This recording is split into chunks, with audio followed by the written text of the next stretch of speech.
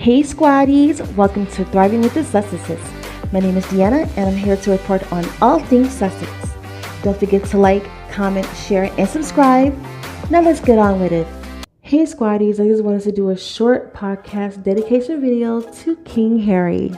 I'm in between calls at work right now, so I have to do this as quickly as possible. I also wanted to thank you all for the wonderful support for the channel. Thriving with Sussexes has over 500 subscribers. I believe the number I just checked like 15 seconds before I started recording was 525.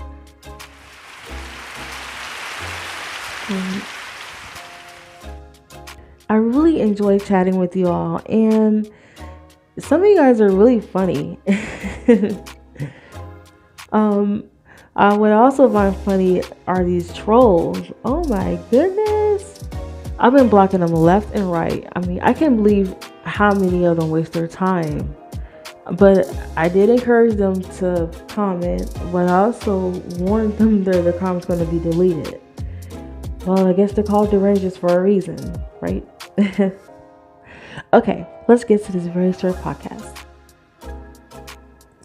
King Harry, who's accomplished so much work since leaving the toxic households of the British monarchy, is not only showing the world that you can achieve a life independently from the royal family, but you can also live financially independent without them. That financial independence alone means that they can no longer hold any control over him. And paying off the renovations on their quote-unquote gift made it final.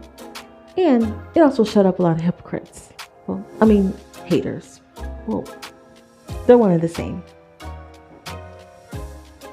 Harry is out here looking like a boss, and that's because he is one.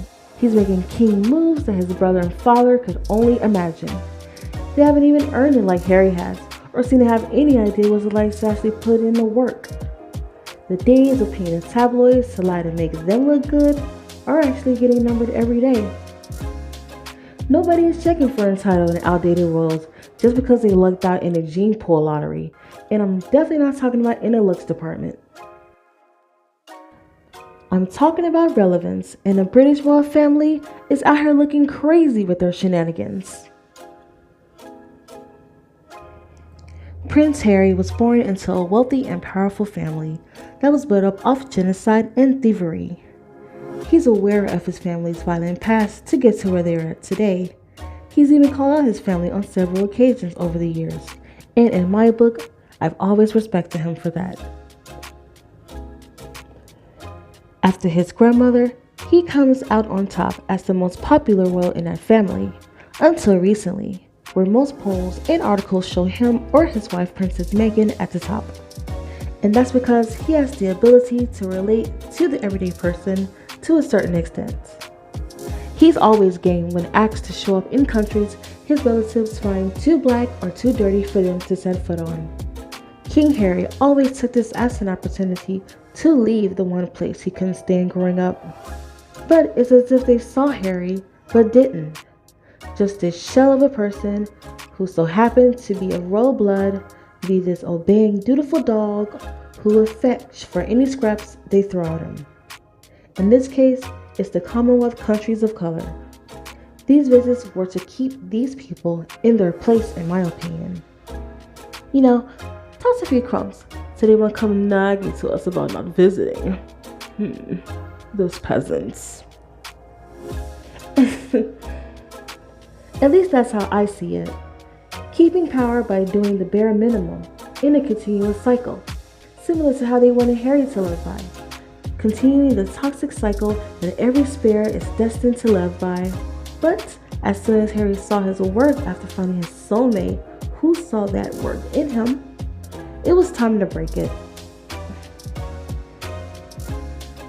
Over the years, Harry has been building relationships with the same people that's been looked down at, creating bonds that none of his family members seem to care to realize. I mean, of course, if it makes them look good on the camera, to smile and wave. Prince Harry isn't perfect, but none of us are. He too had to overcome many, many trials and tribulations in front of the world to see. But unlike many of his family members, he took accountability for his actions, and he's still learning from them. It's like life. It's a work in progress for all of us. And through all those downfalls, he managed to find happiness. King Harry gets to share his love and happiness with a woman he loves and respects. And she feels the same way. Look at that. We see you, Queen Meghan. Of course, it shouldn't come as to a surprise that Harry would be able to survive without a dime of his family's quote-unquote money. He served 2 tours to Afghanistan after spending an entire decade in the military, where he ranked captain and served as an Apache helicopter pilot and co-pilot gunner. After his retirement from his military career, he founded the Invictus Games in 2014 after getting inspired by the Warriors game, with the British team competing in 2013. The Warriors game is organized by the United States Department of Defense and is an annual event. Harry thought of a similar concept of wounded veterans participating in an international sporting event in the UK. The Invictus game has become a global success and continues growing with more countries participating. The next games will be held in 2023 in Dusseldorf, Germany. Prince Harry also co-founded Archwell Foundation, Archwell Production, and Archwell Audio with his wife, Princess Meghan, the Duchess of Sussex. He is also the Chief Impact Officer for BetterUp. Netflix, Apple TV, Spotify, and Disney are some of the big companies they teamed up with. And that also includes raising over $1.9 million for the global citizens. And they haven't stopped since, with their charitable contributions to various charities around the world. I say King Harry is doing a pretty well job with himself, and having a beautiful loving family. Queen Meghan, Prince Archie, and Princess Elizabeth is like icing on the cake. I'd like to thank you for watching. Don't forget to like, comment, share, and subscribe, and hit that bell. My name is Deanna, and you are watching Thriving with the Sussexes. Talk to you soon.